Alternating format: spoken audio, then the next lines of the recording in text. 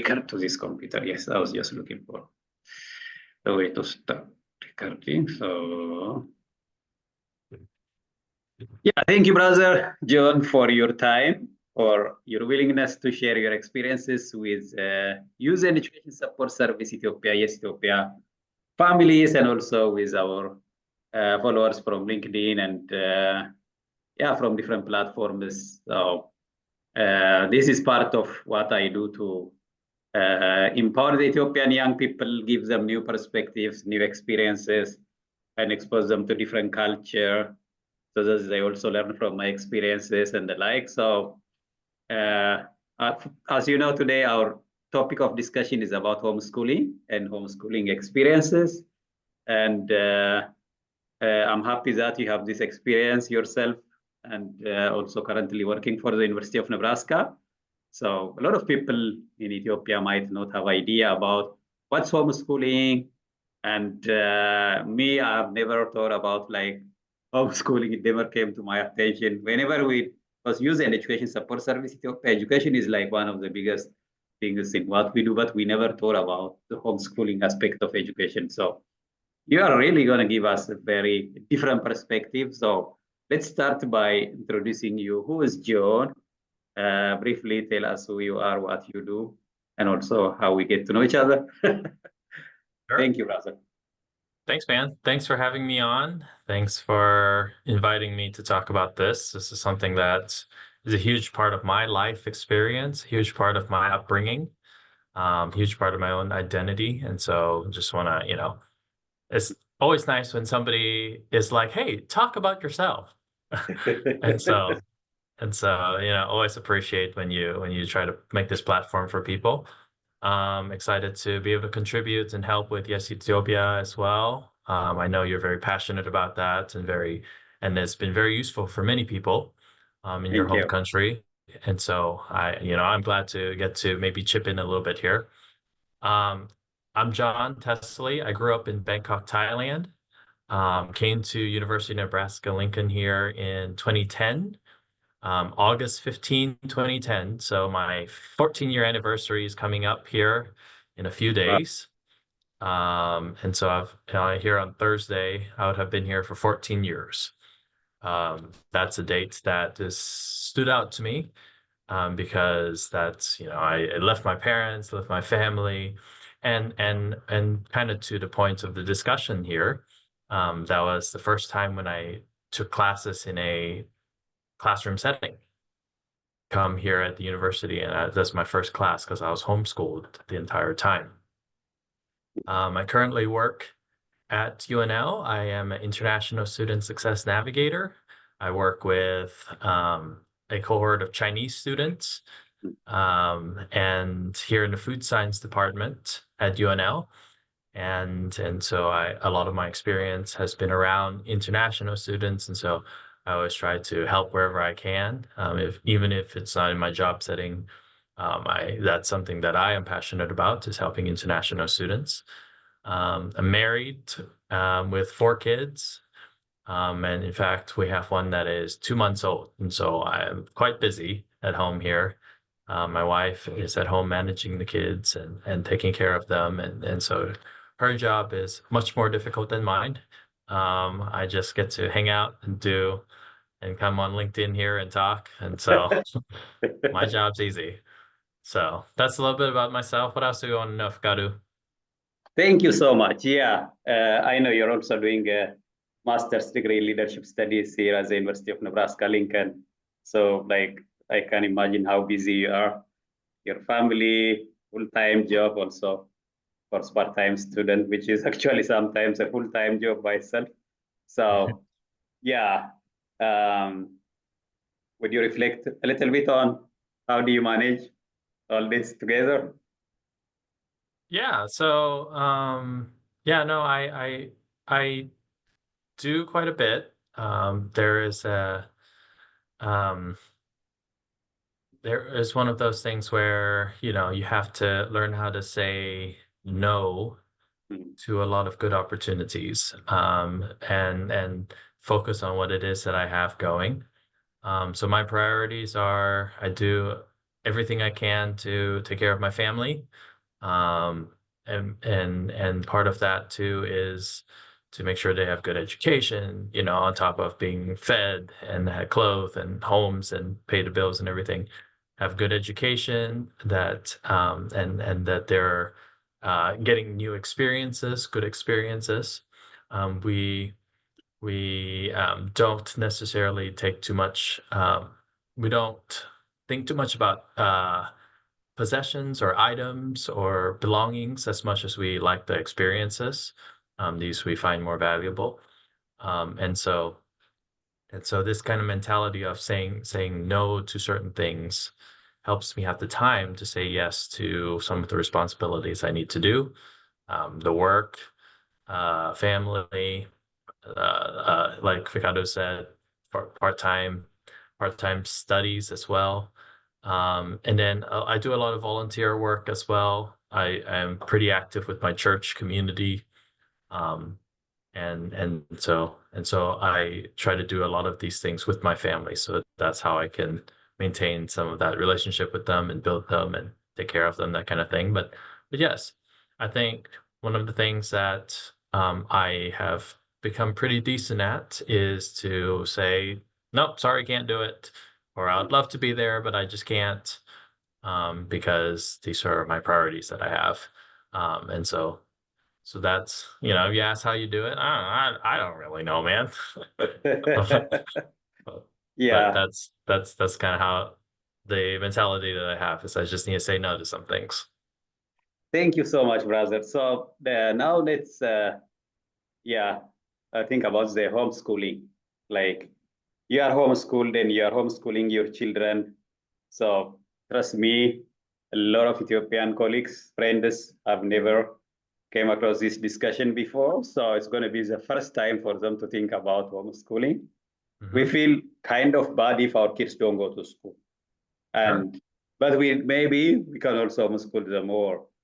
We can Hmm. contribute more to their growth if we put ourselves within the minds of, oh, I'm teaching my kids, right? So yeah, please tell us, how did your homeschooling start and what was the experience? And well, now homeschooling your kids is a second question. First, let's start from your own experience and then we'll continue to your children. Sure. So my homeschooling experience started when I was born. Oh, it was not my own choice. It was my parents' choice. Um, my parents were international students in America, in Kansas at Kansas University, which is probably about 4 hours away from Nebraska here, 4 or 5 hours away driving. Um, and they were plugged in with a local church there who had people older than them with older kids who homeschooled their kids. So this was a new idea to them, but not a new idea to where they were, right? And so when they saw this, they said, "Hey, you know, this is interesting. We've never, just like maybe many people in Ethiopia, never experienced this before, never heard of this before. What is Yeah. this?" And so they you know, kind of observed what was happening and asked a lot of questions. Essentially, is what you have to do when you know, you're curious about something, right? And so they see these kids in church, and then and they were there for multiple years, I think 7 or 8 years. And so they get to watch some of these kids grow up and some of the effects of the homeschooling as it goes along. And they said, "Hey, we like what we're seeing. We like these results. We like the kind of people that they are, the education that they're getting a good education, and we like the focus and the reason for why it is that they homeschool." Which for those families, it was that they want to homeschool their kids because they want to build them up in the knowledge and the fear of the Lord. They wanted to teach them about God in a way that is personalized to them, to each child, in a way that is individual to each child, and in a way that is hopefully more impactful than what the school systems can offer. In America, at least, and I don't know about Ethiopia, in America, at least, there's a separation of church and state. And so the church can teach whatever you want, but you must not bring it into the school system, right? And so this is something that is different than what it is that some Christians would like. They would say church is the most important thing. God is the most important thing. And so everything must revolve around that. And this is what we want our children to learn and to grow up understanding.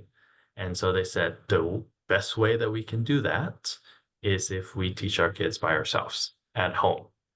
So that's the main reasoning for that.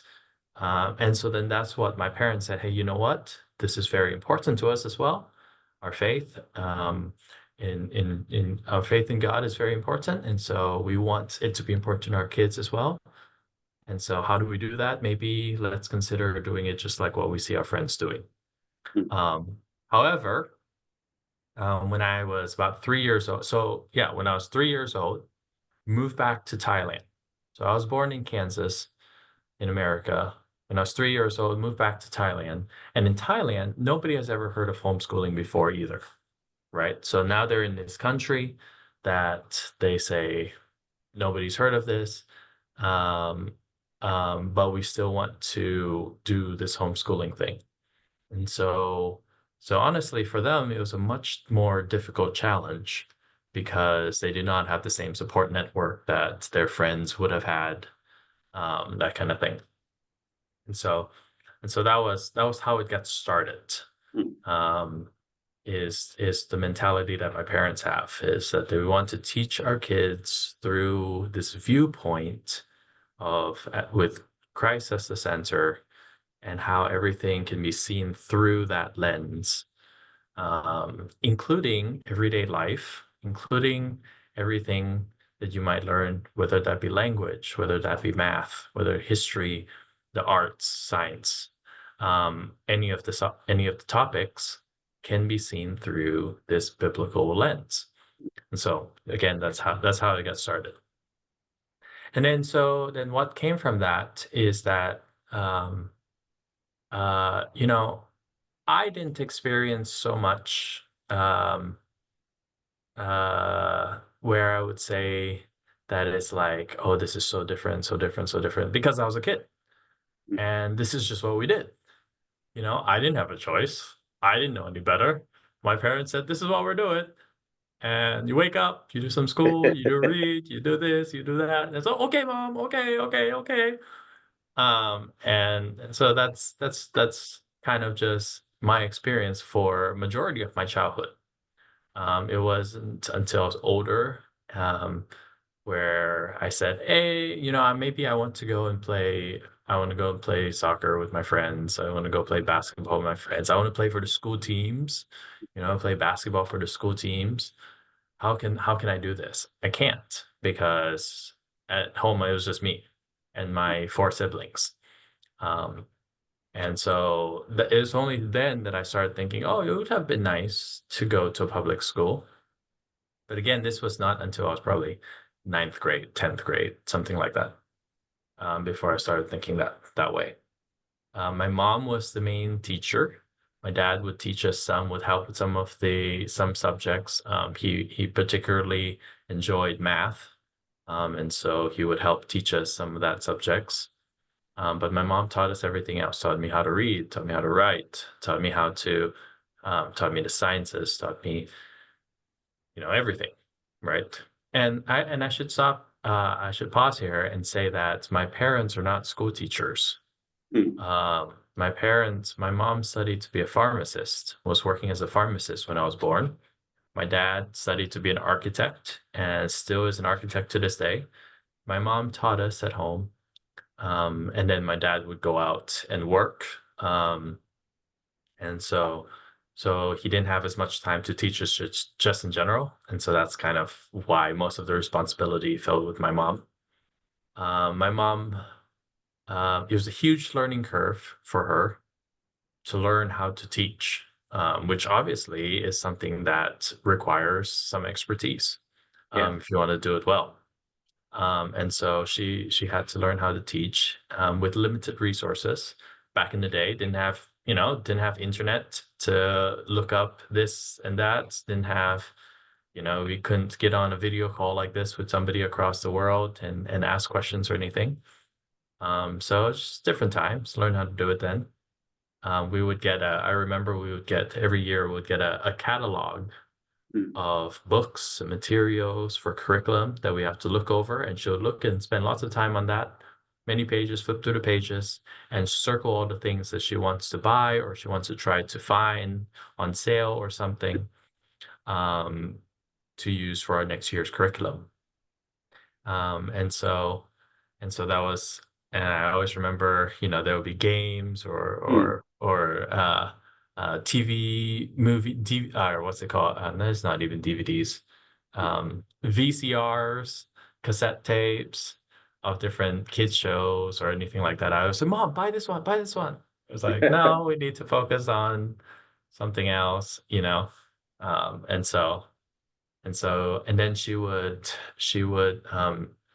fill out the catalog and mail Yeah. it from Thailand to America, take 1 month to get here, Mm. and then another month or so to buy all the things in 2 months. So it's like a 3 month process before it gets back to us. And so that was something that was very time consuming.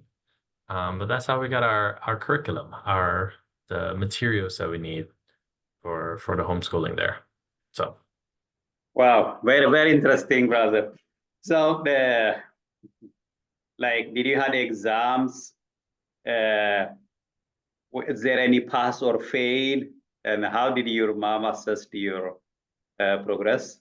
Is there any class that you had to repeat, or there are a lot of questions because I come from a zero experience and zero knowledge background. So I'm trying to compare it with the formal education that I know about. So is there a system of government that's like guiding this, like an office, an education bureau of homeschooling? Or yeah, please add more.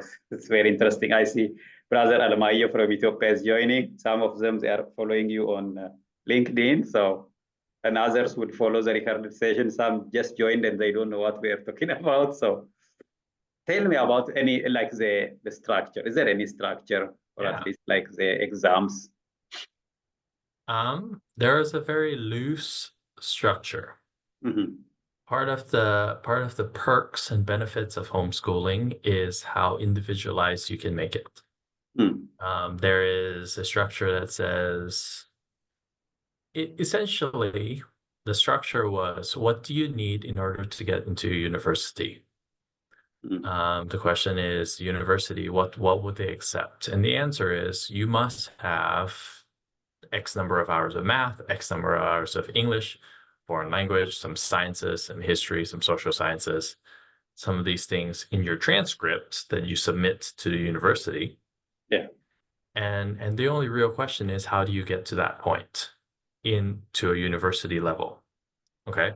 And so if you think about that, if you start from all the way from scratch of how do you create a school education for a particular person that will qualify them to get into the university and meet the university's standards and requirements. Mm. Then you start there, and then you kind of work your way back down of what it is that you need, what level do you need, and everything like that. Yeah, so this is a very kind of a broad overview to answer some of your very specific questions, but Mm. that's part of the mentality of how it is you would want to do that, right? You start from the top. This is my goal, is to get my kid into a university, X, Y, or Z university, doesn't matter which one. You see the requirements, and then you say, what do I need to do in order to get there? Um, and then you kind of go from there. Um, I never had to take exams per semester or anything like that. I had to do a lot of writing. Mm. Um, I never had to, and then so you ask, well, then you don't take exams. How do you know what the standard is? Well, we would go to this conference every year And with some other homeschooling families, and there was probably about 8 to 12 homeschooling families at this of ranging ages. Every year we would go for 1 week, and then we'll take tests there, standardized tests there. And then that didn't affect anything, because if you didn't do well in one subject, what does that mean? All it means is you need to work harder, study more for that subject. You do well in a different subject, what does it mean? Nothing. It just means you're on track. And so there's very little pressures of having to repeat a grade or anything like that, because it's so flexible. And so this is again a very different approach to education than you might see in a regular school system. But that's what happens when you have a large organization. You have a large organization, then things have to work a certain way. Otherwise, there's just too much chaos. There's just too much going on. But if you have one kid, one person, and then one parent doing something with the kid, then you can go however way you want it to go. An analogy that I would give is that it's kind of like a battleship. A large organization is a battleship. It takes a lot of energy for you to turn the boat this way. But homeschooling, when you do a small community, is kind of like a speedboat. You can go wherever it is you want to go. The flexibility. And so with that flexibility, requires you, if you are actually going to do this properly, to have a good deal of discipline and a good deal of sense of direction, what it is that you want to go to, sense of purpose. But most of that, and obviously as a kid, I didn't want to do my school just like any other kid. I wanted to go play games. I wanted to go play soccer. I wanted to hang out with my friends. I wanted to sleep. I wanted to eat. I don't want to do school. And so a lot of the sense of direction and purpose and focus has to come from my mom. Has to come from my parents. And so, in many cultures, including my own, we attribute a lot to our parents. In fact, today in Thailand is Mother's Day. And so it was quite fitting that I'll be speaking about my mom giving me all the education that I know, Nice. giving me my first 18, 19 years of foundation for education in my life. And so shout out to you, Mom. Yeah. Thank you, mothers. Yeah. And so, Beautiful. yeah. Very interesting. So for friends from Ethiopia, those of you following on LinkedIn, and later you might watch the recorded audio. We are discussing about homeschooling experiences. My brother John from University of Nebraska have been homeschooled, and he's homeschooling his own children. He have 4 kids, and now he told us about his experiences. I'm going to ask him, how is it to homeschool your own kids? You do see any major differences between how you were homeschooled and then now how you're homeschooling your kids? For sure, the role is different. And is there any kind of improving services or facilities or technologies that made it easier or made it challenging? And now let's discuss about being a parent, being a homeschooling parent. Sure. And also what you recommend for future parents who might join the homeschooling career or the homeschooling experience. Thank you. Yeah. So I am in a very different context than what my parents were in. I have to say, partially because of technology. Internet changed everything. You can learn so much from the internet. You can learn so much online. Partially also because of my location. Here in Lincoln, Nebraska, there's a large group of people who homeschool their kids. And so there's homeschooling co-ops, there's homeschooling resources. The Lincoln public schools are very friendly to homeschoolers. And so you can do sports activities, you can do drama clubs, you can do different things with the public schools if you wanted to. And all you would need to do is take one class with the Lincoln Public Schools. And so I have so many more options for my kids than my parents did.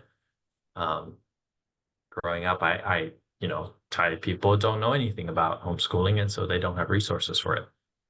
There's a lot of pushback um, on them that my parents receive that I don't receive because of that. Before I talk too much more about my kids, I should talk more about some of the pushback as well, some of the negative aspects. There's always going to be people. Essentially it's when you don't understand something, you are afraid of it. This is common to everything, common to everyone. If you don't understand a situation well, then there's a lot of anxiety, a lot of fear for it, and so then you react based on that. Um, it was not my parents' job to educate the rest of Thailand. It was my parents' job to educate me. Yeah. You know, and so and so there was a lot of pushback on them. A lot of their friends and families, especially they had a lot of school teachers. My grandmother's has three sisters who are school teachers, administrators, principals, and nurse, anywhere from kindergartens to high schools. There's a lot of educators in my family who said, "You are ruining these kids. They will be stupid. They'll have no social life. They will, you're ruining them." And I like to think that I'm fine. Ficado, maybe you think differently, but like I like to think that I came out No. okay. And so The and best. so, but it's one of those things where if you don't know something, then you don't know it, and it can be something that's a little bit worrisome. My grandmother's sisters, they were like, we want the best for our, great nephew here, and your family and everything. So, what are you doing? Um, and so my parents got a lot of pushback from that, saying, "Hey, you're doing something foolish, something stupid, for training your kids this way." Which honestly, you asked me, Ricardo, what should I say to somebody? How should I encourage somebody who wants to do this? Yeah. I would say you need to kind of be careful. You need to, especially in Ethiopia, that you might not know very much about this. This is new territories. Your family might give you a really, really hard time. And so it's not necessarily for everybody. I would say that it's a good thing. In fact, now transitioning back to that, I homeschool my own kids. Um, I think that the benefits outweigh the downsides, but again, I live in a different place, a different time, and community is so important, right? If you have community and somebody backing you and be like, yeah, this is what we're doing, this is what you're doing, this is great. Is different than if you take it to Thailand or to Ethiopia, where it says nobody does this. What are you? Are you crazy? What's going on? And so it's very different. So just be careful. Something interesting to think about for sure. And if you are convicted that this is how you should teach your kids, then of course go for it. Go for it. And there's more things online that you can find resources for. But I would say that it's not all just only positives. Um, and so, but like I said, I think it's good enough to where I want to do it for my kids. My wife was not homeschooled. She was in the public school system. And she had a bad experience in the public school system. It's one of those things where, there's some bullying, some negative things that are happening around her, some people that she didn't really care for in the public school system. And she said, I don't really want my kids to do that. Let's homeschool. Let's do this instead. Um, and so so she does most of the homeschooling. I similar to my family, my parents, I work. I don't work quite as much as my dad did. And so I do have a little bit more time for my kids. So I'm very fortunate and blessed that way. And so I teach my kids some of the things. but my wife teaches most of it. So I teach my kids some music. I do some music lessons. I play the piano. So I teach my kids music. I enjoy sports. So I teach my kids sports as part of their physical education. And then my mom actually does a Zoom call every week with the kids, which already is different, to teach them Thai, just teach them how to read and write and speak Thai. Um, and so again, technology, different resources, right? But my kids are quite young still yet, and homeschooling, it doesn't have to be. So I was homeschooled all the way through till done with high school. But it doesn't have to be that way for everyone. There's a lot of people who are, homeschool all the way up to high school and then go to public school for high school. They homeschool all the way up to, just a few years, or they switch. Then I have a friend who just sent their kids to high school last year. This year, they're homeschooling again. They just did 1 year and said, it's not really for us. That's not the right time, not the right fit. So let's come back. Let's do homeschooling again. And so again, very individual, to help with the growth of the child, which is fantastic for the child because each person is different.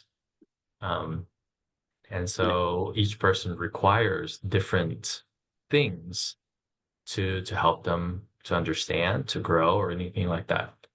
One of my children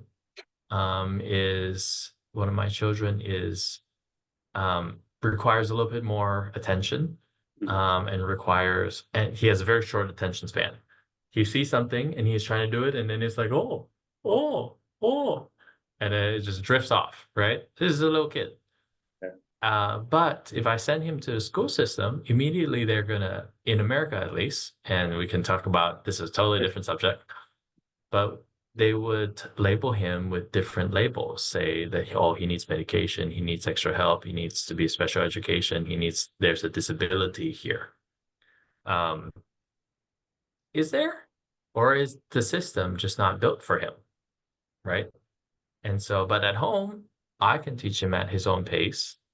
I have way more time. It's a one-on-one setting. Yeah. Instead of just one teacher and 20 kids in a room. And so obviously he's going to get a better education because it's fit to him. I have another kid who is extremely, extremely intelligent. Not sure where he got it from. Definitely not from me or my wife. But he's very smart. And so he likes to read books.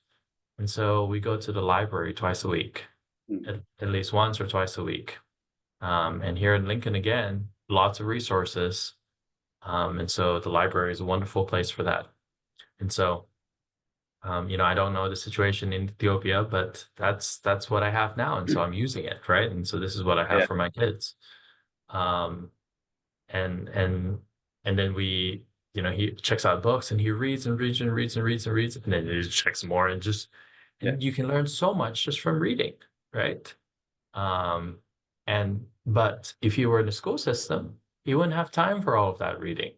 It's like, you have to do this, you have to do this, you have to do this, you have to do this. This is this class, this class, this class, this class. And so he's learning on his own pace, which is wonderful. And so I have two younger kids who haven't really started school. One of them is just now learning how to talk, and one of them is 2 months. So too young for that. And so, yeah, the 2-year-old is learning how to talk, and the 2-month is learning how to move her head.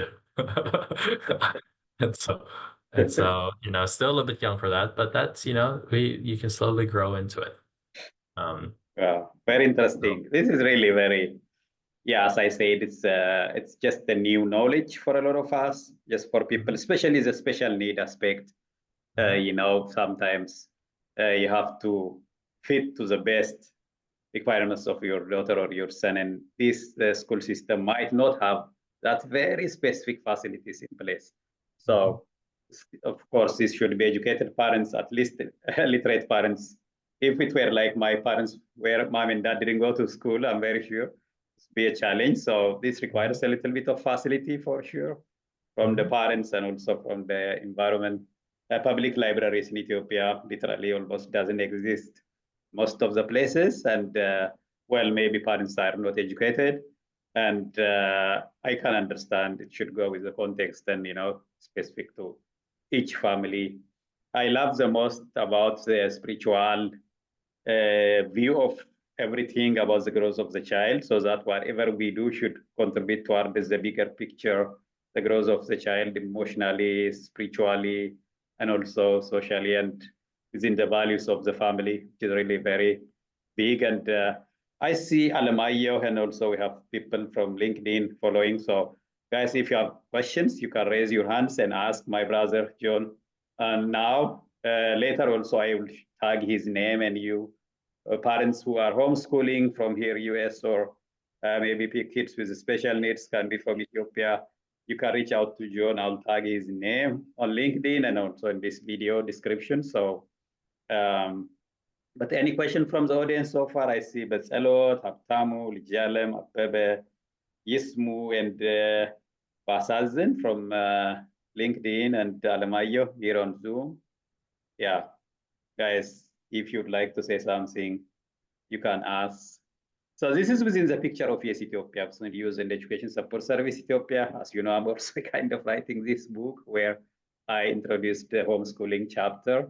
I'm not giving them a complete picture. At least it could makes them think, and they read further, Google more, and then have an idea about it, especially for those of you within the education system, for teachers, for future parents, and yeah, or just curious mindeds. And me working for Ethiopia, I do my best so that youth within our forum have like kind of a broader picture of the world, how people are raising their kids, and maybe what are the ways to address the special needs of children in a given context. So yeah, any questions?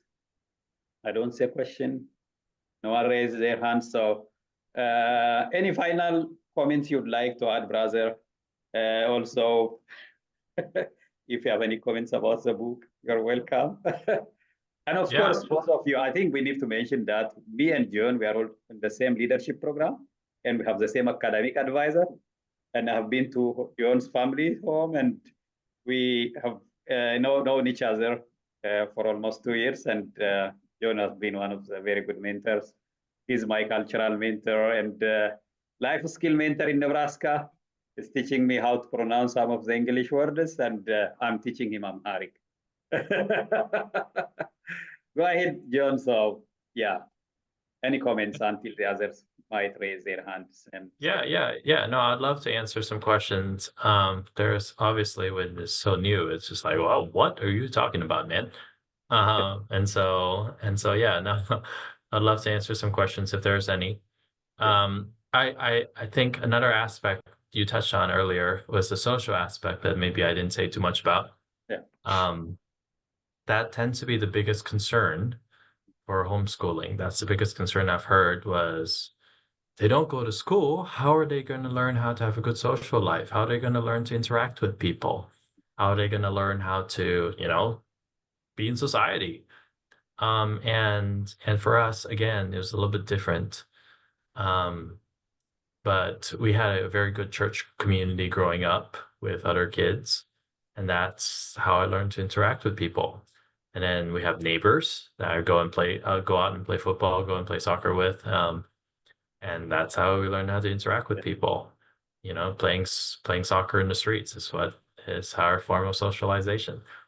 And then here, even now, obviously there's homeschooling communities, but then there's also, we go to a church that has dozens of little kids running around all over the place. And so my kids get to interact with them. No different than they would if they were at a school or anything like that. And so, but that tends to be one of the big questions that is asked.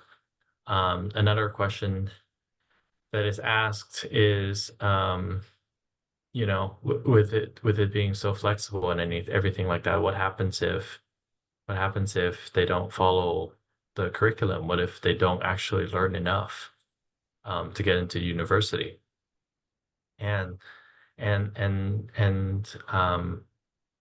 what I would say to that is that if you're learning something every day, and you're learning new things all the time slowly, you will build up that process. You will build up the knowledge base and to be able to be successful. And also that part of this is learning that university might not be for everybody. Might go into trade schools, might go into learn how to do something else, might start a business right out of high school, or anything like that, and so part of it is learning about yourself, what it is that you are good at or like or enjoy or anything like that, so you can really be able to pursue that, without having to go into an education that might be not fit for you, but just what the rest of the culture says. And so homeschooling, you're already doing something different from the culture, so just keep on going, And so, and then another one is, but on the flip side to that is that I've known many homeschoolers who finish high school at the ages of 15 or 16, go to university a few years earlier because they're just done. They learn all the things that is required. And so just now you can go to college.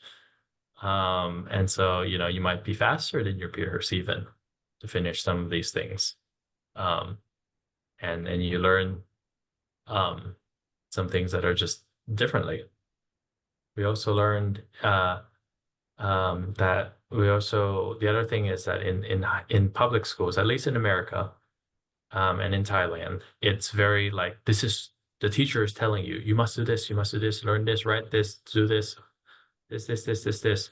But then when you're homeschooled, it changes a little bit and you turn it into, you have to do it yourself. You have to learn it yourself. And this is what most of your adult life is going to be. Nobody's going to come and tell you, this is how it is. This is how it is. This is how it. You have to go out there and learn it. You have to go out there and search it for yourself. That's how the successful people do it. They're searching it for themselves. And so that's how you can get ahead. And that's a good practice to have ever since you're a kid. You go and find information, go and figure it out, go and study, go and do it on your own. And so that you have you practice this ambition, you practice this drive in you to learn. And so these are some of the good things of it for sure. Some of the bad things is some people do really poorly with too much freedom. Oh yeah. It's like, oh, so much freedom. What should I do? What should I do? And then you go and you waste all the time, right? And so that's a very real, like a ditch in the road. One ditch is that is too much freedom. The other ditch is that, that the parents, maybe they're driving it too much. They say, you must do this, must, and the kid doesn't know how to do anything, And so it's just all depends. There's so much flexibility to it. And Yeah, so, like very I said, interesting. Thank you, brother. Is there any question from the audience? Dr. Daniel, Elsa, Almayo, በጸሎት ሀብታሙ ልጅአለም አበበ ይስሙ ባሳዝን መርሲቦን ዮሐሜን ተመስለው ወንድም and Amro. We have a lot of people online, so guys, feel free to ask, and of course you can also reach out to John inbox, but don't make him very busy. So ask him now if you have any questions. This is about homeschooling, and John is my classmate here from the University of Nebraska, my cultural mentor, and he is sharing with us his experiences in relation to homeschooling. He was homeschooled, and he is homeschooling his children. We are almost reaching towards the end of our discussion. We have only 10 minutes, so I would give you the chance to ask questions. If you have any questions about homeschooling, the discussion we just had, please most welcome. Yeah, from my side, I've been asking John a lot, so yeah, I can see where homeschooling becomes a very big necessity, especially for the special need, or when you value especially spiritual growth, the so-called secular education system in general, where you don't mix modern education and let's say, spiritual values, sometimes this can be a very big challenge for parents who want their kids to put the spiritual growth as first priority, where everything that we do should be seen within that bigger lens. I can imagine how homeschooling become a very big opportunity. And yeah, ጥያቄ ካላችሁ ጠይቁ። ልጆችን ቤት ስለማስተማር ነው እየተነጋገርን ያለ ነው። I hope the English is not a challenge. Everybody is educated in English. So, Okay. Dr. Daniel, you can continue if you have any question, please. Thank you so much for preparing such kinds of discussion Welcome, points. brother. I think it is a sensitive issue and it should be considered in our scenario. So my question is for you, Faki. Is it Yeah. allowed in Ethiopia to have homeschooling? Sorry, say it again. What did you say, Dr. Daniel? Is it allowed in Ethiopia? No, I Is it don't know. allowed in Really, I Ethiopia have to no have, idea. It's after I meet John that I started thinking about homeschooling. I don't know if we have a homeschooling in Ethiopia or not. I really have no idea. This is my American experience. My classmate, you know, who's studying with me, the same academic advisor, leadership program, he is homeschooled. And I was like, really? Wow, what is this thing? I would like to know more. And then he's homeschooling his children also. Oh man, now I want to include this thing in my book. That's why I write a book about dreaming of Africa from Nebraska. The last chapter, we're finding the best place for that. You can read that chapter. Of course, he also spoke today here. It's about homeschooling experiences. I can see this can be an emerging area of school where, so I have no idea if we have homeschooling in Ethiopia and if it's allowed by or I have no idea. the other question, is it Yeah. allowed like to attend homeschooling from abroad, for example? I have a Yeah. son. So if I want him to attend school, let's say the school is in Canada, is it Yeah. allowed? Maybe John can answer this question. Yeah. Yeah, so I think I would agree with Fikaru here. I don't have enough information about the situation in Ethiopia. Mm. I can speak about the experience here, which is that if I want my kids to be homeschooled for in Lincoln, it's very friendly, homeschool friendly. And so the public schools here, if you wanted to send your kids to school for one class, say for example, I personally am very bad with science. Okay. So because I just don't find any interest in it. This is not my specialties. Which is fine. It's just and so I would prefer to not teach my kids biology, for example, or chemistry. I can send my kids to the public school, Lincoln Public School, and say, hey, can he just take, you know, this science class this semester? Or can she just take this one, X, Y, and Z? And they'd be like, okay, that's fine, you can do it. But again, that's because that's just the situation that I live in. And so, Yes. you know, so obviously it's harder to answer that for your context. Yes. Dr. Thank Daniel, you so is it much, clear? John. Yes, it's clear. Thank you so much. I think yes, Ethiopia should consider having such kinds of program in Ethiopia because I'm really concerned about the education quality currently in Ethiopia, and the students, rather than getting knowledge from the education system, they are losing themselves. I just believe in that way. So I think it's better for Fiki if you consider to bring such program for us. Yeah, for sure. Discussion started, trust me. Where I see this thing coming in, first highest priority is I know a lot of families with a special needs. Children having, you know, some kind of special need where the education system doesn't have the facilities. So that can, because, you know, let's say, I know kids where, well, the thing is, parents might not have that confidence, but let's say if the child might be visually impaired or, you know, might not hear or having other kind of disabilities, or well, the US, there are some very big cultural differences, some very big, sometimes it's just so difficult to compare these two countries because the social issues you have here in US, some of the very big concerns are not the topics in Ethiopia, right? Rather for us, the big question is the education quality of the existing public system. While here in US, I don't think people ask such question, the quality, rather it's the content of the teaching, if I'm not mistaken. Or the, let's say we trying to be very secular, trying to, let's say, don't bring anything spiritual to the education system. And then, well, I also don't want to comment a lot about the US education system because I didn't say in my groups. Just what I hear from people, and I don't want to speak about those kind of things. But for sure, what I want to say, we at this stage, this discussion is a learning, it's a knowledge creation, or there is something new called the homeschooling experiences, which is not kind of very well known in the rest of the world, including me, a teacher coming from a university, but never had a classmate or someone in my network who was homeschooled. Right? This is a very different question for us. So we have to be only on the learning page, and for sure, yeah, we can keep discussing about this. And well, for Ethiopia, I don't know. I don't know, honestly speaking, because we'll bring another very big topic.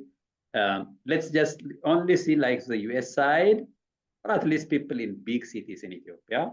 Well, both mom and dad are highly educated. Let's say their child have a special need.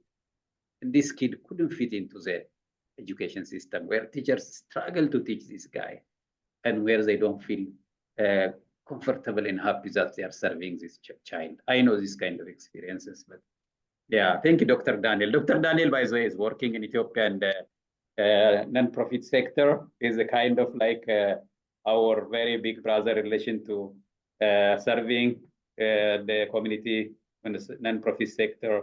And he's a medical doctor now, purely serving on supporting students. So we have a charity called Bagostota. Dr. Dani, first, your second name confused me. And on this picture was the youngest, and I didn't know that it was my Daniel from the Bagostota. So now I recognize who you are. And very happy to have you. So this is a topic that we would keep discussing, especially as we discuss about special needs and unique education preferences of families. So we have 5 minutes. Any final questions, remarks from LinkedIn community? If you have, for my brother John, I'll tag him on LinkedIn. You can also reach out to him. And yeah, he's been, this kind of discussions for me is a way to get to know people and, build the relationships and then maybe start working together. And me and John, we already support each other for our education here at the University of Nebraska. And John is supporting a lot of international students, especially those coming from Asia, Chinese students. It's part of his full-time job. And yeah, so thank you, Brother John. Any question or suggestions, remarks? And Fikadu, if there are questions afterwards, I would love to answer them afterwards as well. I would be more than happy to come back on at a different time. And if you just have a list of questions, I can walk through them. And so I know even for myself, there's always after the fact, I'm always thinking, oh man, I should have asked this. Oh man, I wonder about this. So I'm always willing to come on. My schedule is always free to help people. And so you can. Saturdays, our biggest forum is Saturday morning. And I know this time your Saturday was busy. So any Saturdays in the future, morning, 9 a.m. Nebraska time, we stay until lunchtime, until 1 o'clock. Can jump in and then say a little bit about homeschooling or our leadership program. Me and Daniel Adama from Ghana, we are going to start African leadership and leadership in African context, where a lot of people would think political science. And we are going to tell them that whenever you think of leadership, it's not only political science. Come back. There are some other leadership issues And Sure. so we'll invite you on this Yeah, session. please do. Please do. Yeah, Thank you so this much for your time. And yeah, it's almost 1 hour after we started. So I think it was a very very big lecture. And I really thank you a lot. And congrats to you and to your wife for homeschooling. And yeah, for giving us this very different experience, brother. absolutely. Yep. Hopefully it was helpful. Hopefully it's useful to Sure, everybody. for sure. Trust me, it's been helpful. So yeah, the session is recorded. You can go and watch it again. And for sure, we have shared very good insights, and then people are going to reach out to you for sure, especially those with the special needs. And yeah, thank you and have a nice day, everybody. And this is the end of the session. I'll see you on Saturday, session number 84. Thank you, brother. So yeah. Bye.